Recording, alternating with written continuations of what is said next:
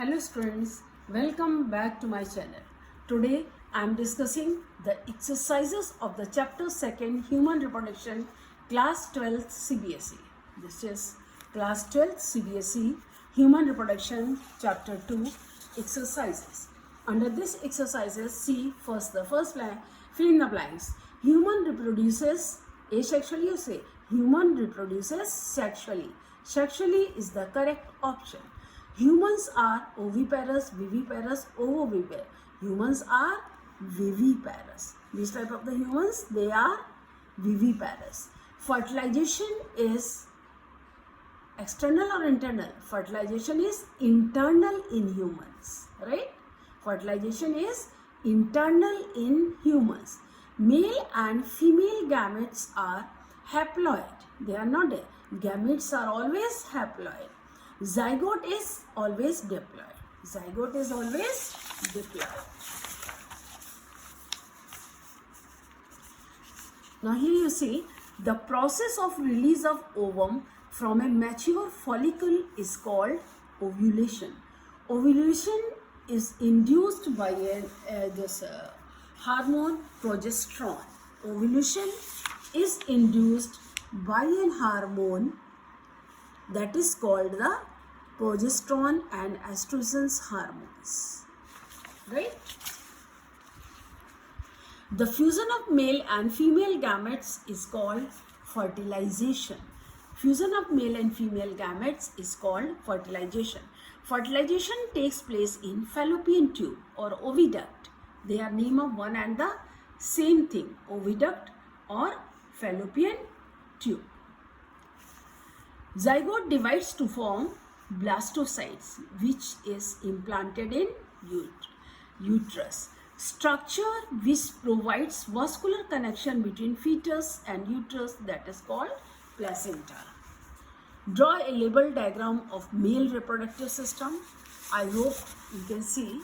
This is the diagram of male reproductive system. I hope you are able to see. This is the male part. These are the testes, retitestes they are called. These are the testicular lobules, vasca efferentia, epididymis, vas deferens, seminal vesicles. These are seminal vesicles. This is the prostate gland.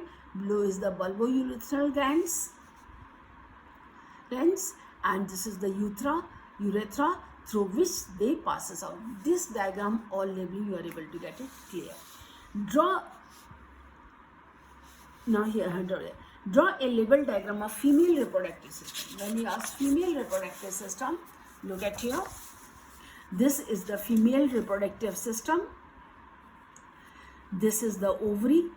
Ovary has 3 layers. Outer layer is perimetrium, myometrium, endometrium. Now here this muscular wall, it is narrow towards the base, broad towards the above, and this upper part, it is known as uterine fundus. Now this is the fallopian tube or oviduct. Now this fallopian tube oviduct divided into 3 parts, finger-like projections known as fimbriae, and this portion, it is known as infundibulum, and this one is ampulla, that is the curved from where this infundibulum arises. Ampulla, and the straight one, it is the isthmus. Isthmus, ampulla, infundibulum, they all together makes the fallopian tube. Cervix is the narrow region. Cervical canal is the also known as birth canal. Vagina, the external portion from which the body enters. Uterine fundus, and these are the ovaries. Main part, ovary, they are with the connective tissues, they were attached with the oviduct और fallopian tube. This is the ये जो connective tissues होते हैं उनसे ये attached रहते हैं. ये स्लाइट elasticity जो होते हैं कनेक्ट, ये आपका ये टेंडन्स जो होती हैं, लिगामेंट्स और टेंडन, ये टेंडन्स जो मसल टू मसल किससे ज्वाइन होता है? टेंडन्स से या लिगामेंट से? टेंडन्स होती हैं. Tendons joins muscle to bone, and ligaments joins bones together, and this tendons join the these smallest ligaments जो होती हैं ये इससे joint होते हैं. ठीक है. अब आपका नेक्स्ट क्वेश्चन आता है, right 2 major functions each of testis and ovary. Now here 2 major functions of testis and ovary. See, look at here. 2 major functions of testes and testes function: sperm production. Testes produce sperm cells through spermatogenesis, the process through which sperms are formed. Testosterone production. Testes produce testosterone, a hormone regulating male reproductive development and function. Ovary function. Ovaries produce egg cells or oocytes through the process oogenesis. Hormone production. Ovaries produce estrogen hormone and progesterone hormones regulating female reproductive cycles and development. आपने कहा ना कौन सा hormone जो ovaries का production जो hormone production जो होते हैं वो प्रोजेस्ट्रॉन और एस्ट्रोजन हार्मोन होते हैं, जिसे आपको फिल इन द ब्लैंक्स में अभी आप बताया था ये वाला. The ovulation induced by the hormone that is your progesterone and estrogen hormone. ये हार्मोन जो होते हैं ये दोनों हार्मोन्स उसको रेगुलेट करते हैं. रेगुलेट कोई भी आप लिखेंगे it will be correct. Regulating female reproductive cycles and development. Now your next question is describe the structure of seminiferous tubule. So seminiferous tubule, the structure of seminiferous tubules you are able to see it here. See, this is the, but here you have to describe. This is the diagrammatic section view of the seminiferous tubule. They are the interstitial cells. Spermatogonia, spermatozoa means when they are fully formed. Now how to write it over there? This you see it over here. The seminiferous tubules. Seminal tubules are a highly coiled structure in testes where sperms are produced. ये highly coiled structure होता है जिसमें कि sperms produce होते हैं. ये highly coiled structure आप ये देखिए इसमें, ये देखिए ये highly coiled structure, ये जो lobular ये seminiferous tubules है. और इसको अगर आप transversely काटेंगे तो आपको ये डायग्राम दिखाई देगा. So where sperms are produced, each seminiferous tubule is lined on its inside by a germinal epithelium. It has two types of cells called male germ cells and Sertoli cells. The seminiferous tubules open into vas efferentia through testes, and the male germ cell, also known as spermatogonia. Seminal tubules are highly coiled structure in testes where sperms are produced. Each seminiferous tubule is lined on its inside by the germinal epithelium. It has two types of cells called male germ cell and Sertoli cell. The seminiferous tubules open into vasca efferentia through testes, and the male germ cells, also known as spermatogonia, are developed into spermatids, which further develop into spermatozoa. They are male gamete. The Sertoli cells are known as nurse cell as they nourish the developing sperm. This is showing in the table. Here you can see in the table where they are shown. Just I am showing you. You can see this is the wall. ये जो wall structure है, ये जो diagram आप यहाँ देख रहे हैं, ये इसी का एक पार्ट का डिटेल्ड स्ट्रक्चर जो आपको ये है diagrammatic sectional view seminiferous tubule and the. ये आपके बाहर स्पर्मेटोगोनिया है. स्पर्मेटोगोनिया में प्राइमरी स्पर्मेटोसाइट्स बनते हैं डिवाइड होके, फिर प्राइमरी स्पर्मेटोसाइट जो है फर्दर डिवाइड होकर के सेकेंडरी स्पर्मेटोसाइट्स बनते हैं, और इस सेकेंडरी स्पर्मेटोसाइट्स बनने के बाद फिर इसमें ये स्पर्मेटोजोआ बनते हैं. फिर स्पर्मेटोजोआ जब ये बनते हैं ये रिलीज हो जाते हैं, then they move to the vasa efferentia, और वहाँ से ये एपिडाइडिस है. तो जैसे जैसे चलते जाते हैं इसी मूवमेंट के थ्रू ये मैच्योर भी होते हैं. I hope it's clear that how. यहाँ पर आपका क्वेश्चन यही था कि स्ट्रक्चर ऑफ सेमिनिफेरस ट्यूब्यूल. तो जो main structure of seminiferous tubule वो यही है. यही मैंने कहा further develop into the spermatozoa. They are male gametes. Sertoli cells known as nurse cells. They nourish the developing sperm. TA section ये है आपका टीए सेक्शन, जिसमें कि आपको स्पर्मेटोगोनियम ये इनर लाइनिंग लेयर है, और इसके बीच में ये सर्टोली सेल डबल वॉल होते हैं. ये जो सर्टोली सेल्स होते हैं ये इसके नरिशमेंट का काम करते हैं, जिसमें एक एक से प्राइमरी यूसाइड, प्राइमरी यूसाइड, सेकेंडरी यूसाइड, और ये इसको जो नरिशिंग सेल जो होता है इसी में दसे होता है, इससे इनको नरिशमेंट मिलता है. Right. Now your the next question is what is spermatogenesis? Briefly describe the process of spermatogenesis.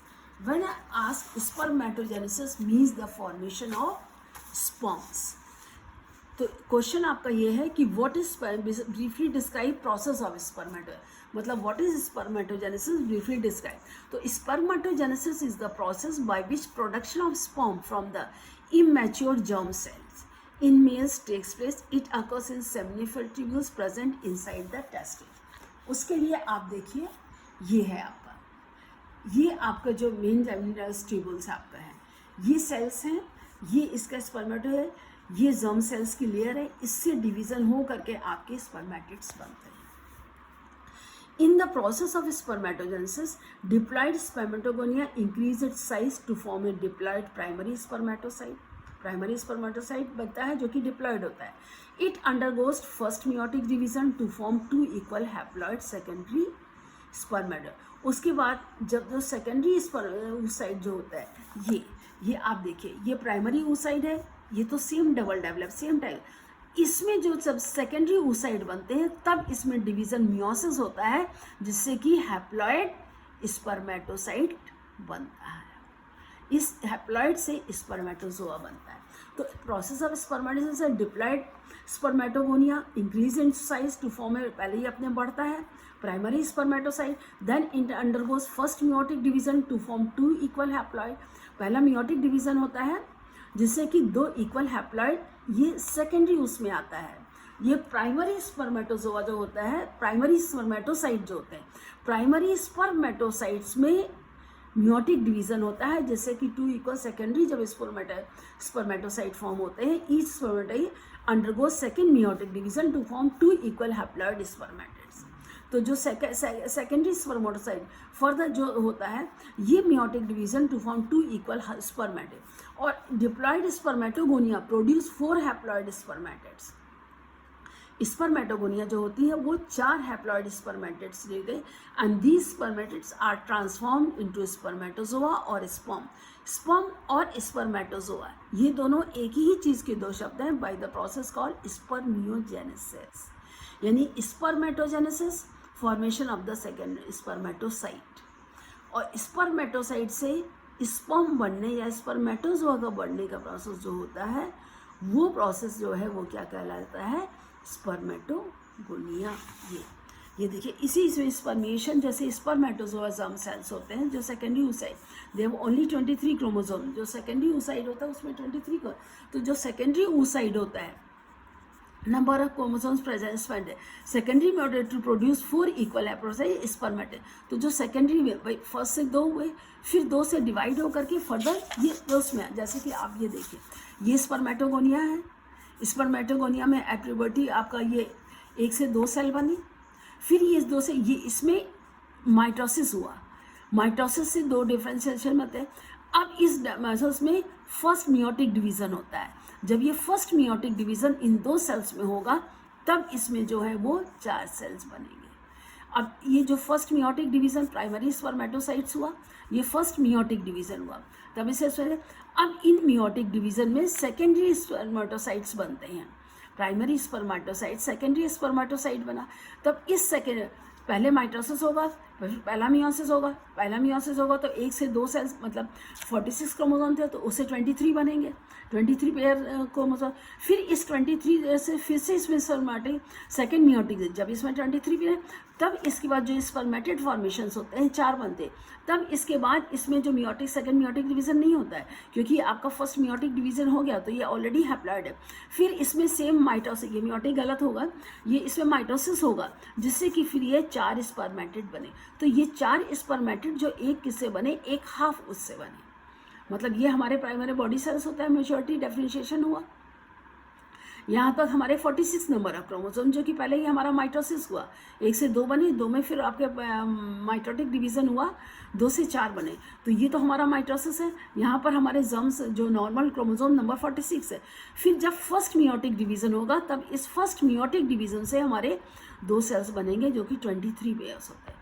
फिर इस सेकेंड मियोटिक डिवीज़न होगा इसमें, तो जो सेकेंड मियोटिक डिवीज़न होगा तो ऐसा मियोटिक नहीं होगा, ये सेकेंड होगा माइटोसिस, जिसमें कि नंबर ऑफ क्रोमोसोम्स हमारे सेम रहते हैं। ये माइटोटिक नहीं होगा, ये होगा mitosis.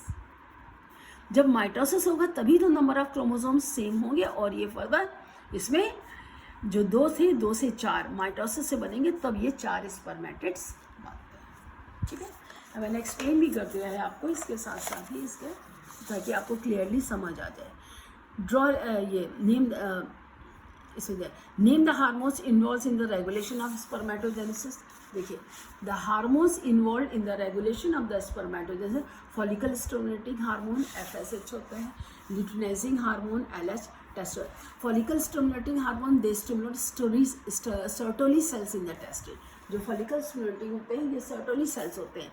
LH they acts on Leydig cell stimulating testosterone production, testosterone production करते हैं। और testosterone is the essential for the process of spermatogenesis to occur. तो टेस्टोस्टेरोन से होते हैं स्पर्मेटोजेनेसिस। अब नेक्स्ट क्वेश्चन है आपका 8th क्वेश्चन है, डिफाइन स्पर्मियोजेनेसिस एंड स्पर्मिएशन। देखिए, आपको पहले ही बताया, spermiogenesis is the process where spermatids mature into spermatozoa sperms, and spermiation is the release of mature sperm cells from the Sertoli cells into the lumen of spaminiferous tubules। ये अभी मैंने आपको just now explain किया। Now the next one, diagram of sperm cell। The diagram of draw label diagram of the label diagram of sperm। Now देखिए, see this is the label diagram of the sperm cell। ये आपका plasma है, membrane है, outer one. ये है आपका acrosome. ये portion जो आपका कहलाता है हेड, ये न्यूक्लियस कंटेनिंग क्रोमोसोमिक मटेरियल, ये क्रोमोसोमिक मटेरियल, और ये साइटोप्लाज्म है। ये कॉन्स्ट्रिक्शन जो है नेक है। नेक के बाद आपका नेक्स्ट आता है मिडिल पीस। इस मिडिल पीस में माइटोकॉन्ड्रिया का नंबर ज़्यादा होता है, जिससे कि इसको एनर्जी मिले। और ये next mitochondria energy source of swimming, जैसे बहुत वास्ट विग्रेस मूवमेंट होता है। और उसके बाद नीचे ये है tail portion, that due to which it is able to swim, और मूवमेंट जो होते हैं वो इसमें सबसे ज़्यादा होते हैं। Next है draw label structure। What are the major components of the seminal plasma?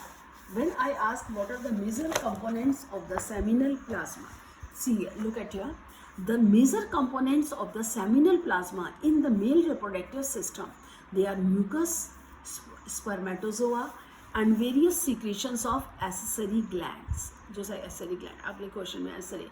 And the seminal plasma is rich in fructose, calcium, ascorbic acid and certain enzyme। It provides nourishment and protection to the sperm। इसका main function क्या है? nourishment and protection to the sperms। Now the next question, what are the major functions of male accessory ducts and glands? Now the major functions of male accessory glands and ducts। तो major functions of male accessory glands, देखिए male accessory ducts, vasa efferentia, epididymis, vas deferens, ये 3 male accessory ducts हैं ना। वॉशा efferentia का क्या main function है? Small ducts connects the rete testis to the epididymis, helping to transport, मतलब main transport of stem from rete testis to the epididymis. Epididymis का they coiled structure होते हैं, they stores and mature sperm. Storage and maturation, 2 main function, storage or maturation, allowing them to gain motility and the ability to fertilize it।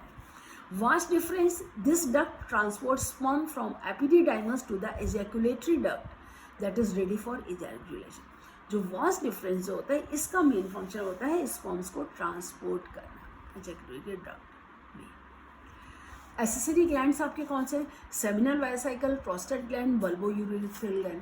Bulbo, ये जो छोटे classes में आप corpus gland पढ़ते हैं, जो कॉर्पस ग्लैंड वही बल्बो यूरेथ्रल ग्लैंड्स होती हैं। तो सेमिनल वेसिकल जो है, ये gland secrete fluid rich in fructose and other substances that contribute to sperm motility and viability. Prostate glands मतलब seminal vesicle, main function mature sperm motility and viability, यानी कि उसको जिंदा रखना। Prostate glands, these glands produces a fluid that makes up an important part of seminal fluid and contains citric acid, which is a nutrient from sperm as well as enzymes।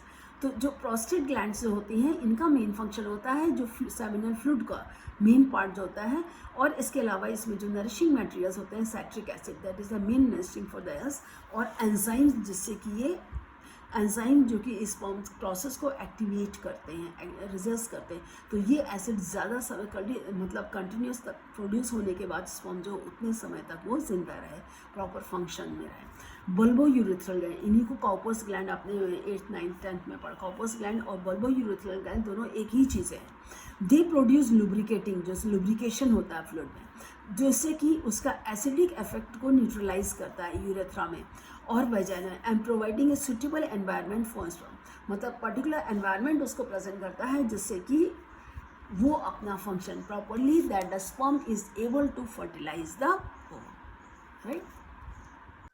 The next one is what is oogenesis? Give a brief account of oogenesis. What is oogenesis? Give a brief account of oogenesis. Now see, oogenesis is the process of the formation of a mature ovum from the oogonia. In females, it takes place in the ovaries. During oogenesis, a diploid oogonium or egg, oogonia or egg is one and the same thing, egg mother cell increases in size and gets transformed into a diploid primary oocyte. The diploid primary oocyte undergoes first meiotic division, that is meiosis 1, or the reduction division to form two unequal haploid cells. जब first meiosis division होता है तो उससे दो unequal haploid cells form होते हैं। Smaller cell is known as first polar body, जो छोटा सेल है उसको फर्स्ट पोलर बॉडी कहते हैं, while the larger cell is known as the secondary oocyte, undergoes second meiotic division, that is meiosis second या equational division. Meiosis क्या mitotic division होता है, बल्कि इक्वेशन मतलब नंबर ऑफ क्रोमोसोम सेम रहते हैं जैसे, and gives rise a secondary polar body and an ovum. So in the process of oogenesis, diploid oogonium produces a single haploid ovum while 2 or 3 polar bodies are formed. जैसे oogenesis में क्या होता है ये देखिए, जैसे oogenesis है, ये oogoनियम है, ये oogoनियम, इसमें देखिए 2-4 सेल्स हैं। अब ये oogoनियम जो होता है पहले प्राइमरी oocyte बनाया, प्राइमरी oocyte बनाए से, अब इस प्राइमरी oocyte में पहला मियोसिस होगा, उस मियोसिस होने में एक तो सेल बनेगा, एक ये फर्स्ट पोलर बॉडी बनेगी। ये first polar body unequal division होता है, एक पोलर बॉडी छोटे साइज की होती है और जो oocyte जो होता है वो बड़े साइज का। तो पहले जब oogoनियम प्राइमरी oocyte पहला oocyte बना, जब प्राइमरी पहला oocyte बना और ये पोलर बॉडी बनी फर्स्ट वाले, अब इस प्राइमरी oocyte से मियोसिस हुआ तो उस मियोसिस से ये सेकेंडरी oocyte बना और secondary oocyte secondary polar body बनी। अब इस सेकेंडरी पोलर बॉडी, ये तो रिडक्शन डिवीजन हुआ, ये देखिए 4 थे, 4 से यहाँ 2 रहे, 2 इसमें गए, तो इसमें मेजर पोर्शन इसमें आया, इसमें स्मॉलर पोर्शन, तो इसलिए ये डीजनरेट होता है। अब इसमें इक्वेशनल डिवीजन हुआ, यानी कि meiotic equational division second division होता है, उससे कि फिर से इसमें पोलर बॉडी बनती है और नेक्स्ट जो बगर सेल जो सेकेंडरी oocyte में डिवीजन हुआ, फिर उससे आपका ओवम बना, और ये ओवम जो बनता है, जो सेकेंडरी मियोसिस हुआ, इस मियोसिस सेकंड से ये प्राइमरी, ये पोलर बॉडी बनी सेकंड पे, ये प्राइमरी, ये हो गई, ये है प्राइमरी पोलर बॉडी और ये है सेकेंडरी पोलर बॉडी। अब इसके बाद जब इसमें जो लार्जर साइज का ओवम था, ये चेंज हो रहा है ओवम में, और ovum later changes into mature egg. I hope it is clear. Now the next one is draw a level diagram of a section through ovary. तो सेक्शन थ्रू ओवरी तो आपको पता ही है, this is the diagram, diagrammatic section view of ovary. I hope it is clear. That is देखिए blood vessel, primary follicle, tertiary follicle, serum, ये Graafian follicle जो adjust होता है, उसके बाद जब इसे एग होता है तो ये एग जो सेकेंडरी oocyte बनता है। कॉर्पस ल्यूटियम जो होता है, इसको ये ग्राफिन फॉलिकल्स होते हैं उसको डेवलप करने में हेल्प करता है, तब ये जो प्राइमरी oocyte जो सेकेंडरी, तो सेम प्रोसेस देखिए यहाँ भी वही आपका oogenesis है, प्राइमरी oocyte बना, तो ये जो फर्स्ट पोलर बॉडी आपकी हुई, ये फर्स्ट पोलर बॉडी बनी है, ये दूसरे, अब सेकेंड इक्वेशन होता है, ये बना, ये उससे सेकेंडरी साइकिल था, सेकेंडरी पोलर बॉडी बनी, ये उसे एग बना, और ये ओवम से ये ओवा, और उसके बाद ये रिलीज हुआ। नेक्स्ट आपका क्वेश्चन है ये है आपका diagrammatic sectional view of ovary that you can do it from your book. The next, draw label diagram Graafian follicle. जब ग्राफियन फॉलिक्यूल की आप बात करते हैं तो ग्राफियन फॉलिक्यूल, देखिए ये भी डायग्राम आप देख सकते हैं, ये आपका वुमन ओवरी का डायग्राम है। जब ग्राफियन फॉलिक्यूल जो मैच्योर ओवम में करते हैं तो ये जो ग्राफियन फॉलिक्यूल्स होते हैं, ये डायग्राम आप देखिए, दिस डेवलपिंग ग्राफियन फॉलिक्यूल, ये डायग्राम आपको होता है। ये जैसे चेंजेस ओवरी होती हैं और फॉलिक्यूल, ये ग्राफियन फॉलिक्यूल सेल्स बनते हैं, ये ओवरी, यहाँ पर 15 डेज ओव्यूलेशन होता है। ग्राफियन फॉलिक्यूल यानी कि ये इसके नरिशमेंट सेल्स होते हैं जो इसको नरिश करते हैं।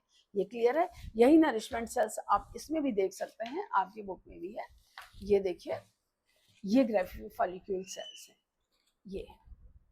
ये आप देखिए, ये मैच्योर फॉलिक्यूल होते हैं, ये ग्राफियन फॉलिक्यूल्स है। ये ओव्यूलेशन ये होता है, 40th एग रिलीज होता है।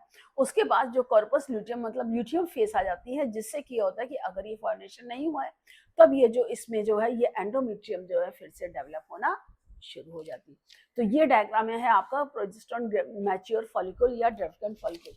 जो आपका नेक्स्ट क्वेश्चन है, ये सेक्शन थ्रू ओवरी आपको दे दिए, level diagram of A Graafian, ये है ग्राफियन फॉलिक्यूल, और यही ग्राफियन फॉलिक्यूल का डायग्राम आपके ओवरी में भी आता है।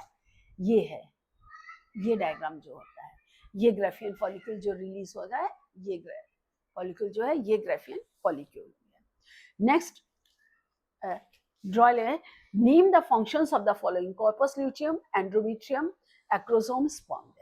Now here you see functions. Corpus luteum.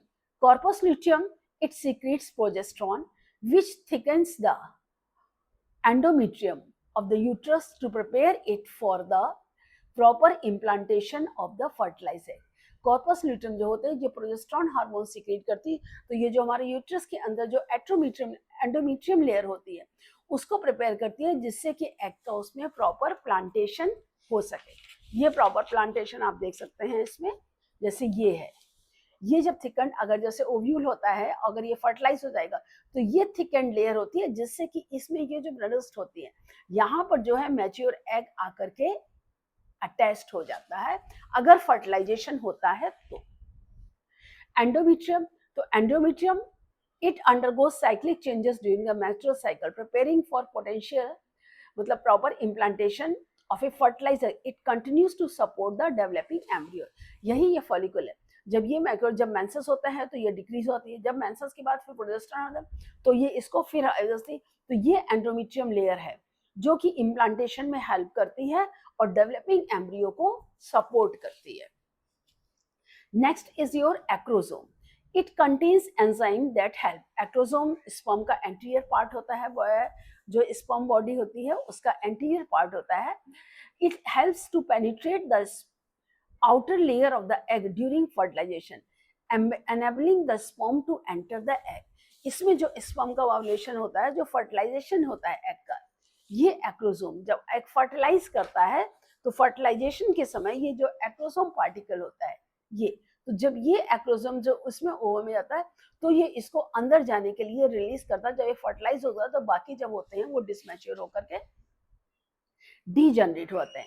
Penetrate the outer layers of the egg during fertilisation, enabling the sperm to enter the egg. Sperm tail, it's a flagella-like structure, it is a whip-like structure. It allows the sperm to move. This movement helps the sperm travel through the female reproductive tract towards the egg. तो इससे क्या होता है कि sperm का movement vigorous होता है, fast होता है, और इसके मूवमेंट से जो है स्पर्म इजीली ये आप देखते हैं, ये स्टेल है, इसके मूवमेंट होता है, तो इसके मूवमेंट से जो होता है स्पर्म में डेवलपमेंट, ये जो एग ये स्पर्म्स के जो होते हैं तो ये विगरस मूवमेंट करता है, जिससे कि उसके ट्रैक्ट को डेवलप करके ये जो helps the sperm to travel to the female reproductive tract towards the egg. तो क्योंकि जो स्पर्म रिलीज होते हैं ये हमारा यूट्रस में होते हैं, तो यूट्रस से होते होते ये फैलोपियन ट्यूब में जाते हैं, फर्टिलाइजेशन फैलोपियन ट्यूब में होता है। फाइम्ब्रे, ये फिंगर लाइक प्रोजेक्शंस होते हैं, इसी तरह they are finger like projections at the ovarian end of the Fallopian tube, ovary की तरह होते हैं। They help to collect the egg after ovulation, guiding it into the Fallopian tube. भाई egg जब इसमें रिलीज होता है, ये जब यहाँ से एग रिलीज होगा तो यहाँ पर ये एग फैम्ब्रियम जो ये फैमिली है इसको कैच करता है और ये इंडिकेट करता है कि ये यहाँ पर जाए, क्योंकि फर्टिलाइजेशन इस जगह पर होता है। तो इसका मेन फंक्शन है वही कि collect the egg and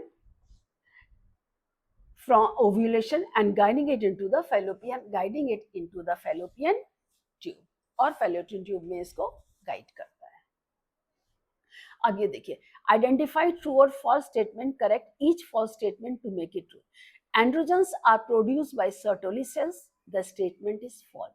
Androgens are not produced by Sertoli cells. Androgens, they are produced by Leydig cells. Androgens are produced by Leydig cell. ये Leydig cells होते हैं। Spermatozoa get nutrition from Sertoli cell. Yes, it is true. Leydig cells are found in the ovary. False. Leydig cells are not found in the ovary. Leydig cells synthesize androgens. Yes, Leydig cells synthesize androgens. Oogenesis takes place in corpus luteum. False. Oogenesis corpus luteum में नहीं होता है, ये तो luteal phase को initiate करता है। Menstrual cycle ceases during pregnancy. Yes, it is true. Presence or absence of hymen is not reliable indicator of virginity और सेक्सुअल। जी हाँ, जो हाइमेन लेयर है ये जरूर नहीं, आप स्पोर्ट्स वगैरह करते हैं, साइकिलिंग करते हैं, तब भी ये पॉसिबिलिटी है कि वो रप्चर हो जाएगी, तो ये किसी का इंडिकेटर नहीं होता है कि ये वर्जिनिटी और सेक्सुअल कॉम्प्लेक्स है। What is menstrual cycle? Which hormones regulating menstrual cycle? Now here see, the reproductive cycle in females is called the menstrual cycle. The reproductive cycle in female is called menstrual cycle. It involves the cyclical release of an egg from an ovaries and the preparation of the uterine lining for implantation. Hormones regulated, मतलब जो reproductive cycle, जो phase reproductive phase होता है जिसके menses start होता है, जो cylindrical release होते हैं एग में, मतलब हर महीने एक एक ओवरी से एग रिलीज होता है प्रिपरेशन में, तो हार्मोन जो रेगुलेट करते हैं, तो ये इसमें जो मेन हार्मोन एस्ट्रोजन प्रोजेस्टेरोन होते हैं, लेकिन साथ ही में फॉलिकल स्टिमुलेटिंग हार्मोन भी होता है और ल्यूटिनाइजिंग हार्मोन होता है। एस्ट्रोजन ये रेगुलेट करता है फॉलिकल स्टिमुलेटिंग हार्मोन और ल्यूटिनाइजिंग हार्मोन। प्रोजेस्टेरोन ये इनिबिट करता है रिलीज ऑफ ल्यूटिनाइजिंग और जब जैसे जिसकी समय जरूरत पड़ती है। Your next question is what is parturition? Which hormones are involved in induction of parturition? See, parturition, it is the process of delivering a baby after the fetus has fully developed, and the developed fetus from the mother's uterus. यानी कि जब fetus mother के uterus में पूरा develop हो जाता है तो उसके बाद वो उसमें अंदर नहीं रहेगा, उसके बाद उसे बाहर निकलना होता है। So the process induced by hormonal, ये जो होता है, तो ये कैसे बेबी बाहर आएगा, इसके लिए दो हार्मोन्स इंड्यूस्ड होते हैं, ऑक्सीटोसिन और रिलैक्सिन। आप कहते हैं what is partition? Means the process of delivering the baby from the fetus of the mother outside, and which hormones are involved? They are oxytocin and relaxin. Oxytocin का क्या आता है? It regulates forceful uterine contraction. ये uterus को, muscles को contract करता है, इसको कॉन्ट्रैक्ट करता है। और relaxing hormone it widening of the pelvis for easier, जो पेल्विक में लिगामेंट्स होते हैं उनको थोड़ा लूज करता है जिससे कि प्रॉपर पैसेज बन सके और उस पैसेज से बेबी इजीली बाहर आ सके। तो दो हार्मोन्स होते हैं, ऑक्सीटोसिन और relaxin. Oxytocin stimulates forceful uterine contractions, relaxin it facilitates the widening of the pelvis for easier delivery so that baby can be delivered easily. Next is, in our society the women are often blamed for giving birth to daughters. Can you explain why this is not correct? I hope it is clear. I'm telling you. See, blaming women for giving birth to daughters is incorrect. Yes, because the sex of a child is determined by the male parents' sperm, not the female's egg. Female produces only eggs with an X chromosome. Female जो है सिर्फ X chromosomes के egg जो है produce, while male produces sperms that can carry either X or Y. Female में दो तरह के स्पर्म्स बनते हैं, एक्स और वाई, जबकि मेल में सिर्फ एक ही तरह का ओवम बनता है जो कि एक्स क्रोमोसोम्स को ही कैरी करता है। If a sperm carrying a Y chromosome fertilizes an egg, the resulting child will be male. अगर एक्स और Y, the child will be male. But if a sperm carrying an X chromosome fertilizes the egg, अगर X chromosome fertilize करेगा तो X और X, then the child will be the female child. Your next question is, how many eggs are released by a human ovary in a month? How many eggs do you think would have been released if the mother gave birth to identical twins? Would your answer change if the twins born were fraternal? Look at here. See, a human ovary typically releases one egg per month. If a mother gives birth to the identical twins and only one egg was released, if she gives birth to the fraternal twins, two eggs would have been released. कारण identical twins they develop from the egg that splits into two embryos. जब fertilise होकर के zygote में mitotic division होकर के दो में form हो जाता है और वो दोनों एम्ब्रियोज आफ्टर फर्टिलाइजेशन और दोनों डेवलप करते हैं, तब आइडेंटिकल ट्विंस होते हैं. But if mother gives birth to the fraternal twins, means one girl one boy, then two eggs are released from her ovaries during this month, and these fraternal twins develop from two separate eggs which fertilized by a different sperm. जब दो separate egg, दो over urea, तो जो male and female child means fraternal, तो male child होगा, जो male child why sperm से होगा फर्टिलाइज, और जो फीमेल चाइल्ड होगा वो एक्स स्पर्म से. तो जाहिर है कि उस वक्त दो एग रिलीज होंगे, then only the fraternal twins are going to develop. Now your last question is here. How many eggs do you think were released by the ovary of a female dog which gave birth to 6 puppies? Now regarding the dogs, I think female dog that gives birth to the 6 puppies would release 6 eggs from her ovaries. अगर 6 puppies हैं तो उसकी ovary से 6 egg release होंगे, because dogs are polyovulatory. Poly means many, उनमें many eggs means they release multiple eggs at one time. Each egg would then need to be fertilized to develop into the puppy. I hope everything is clear. Any doubt anywhere, you can ask me in the comment section. Please subscribe to my channel. Again we will meet in the next video. Thank you.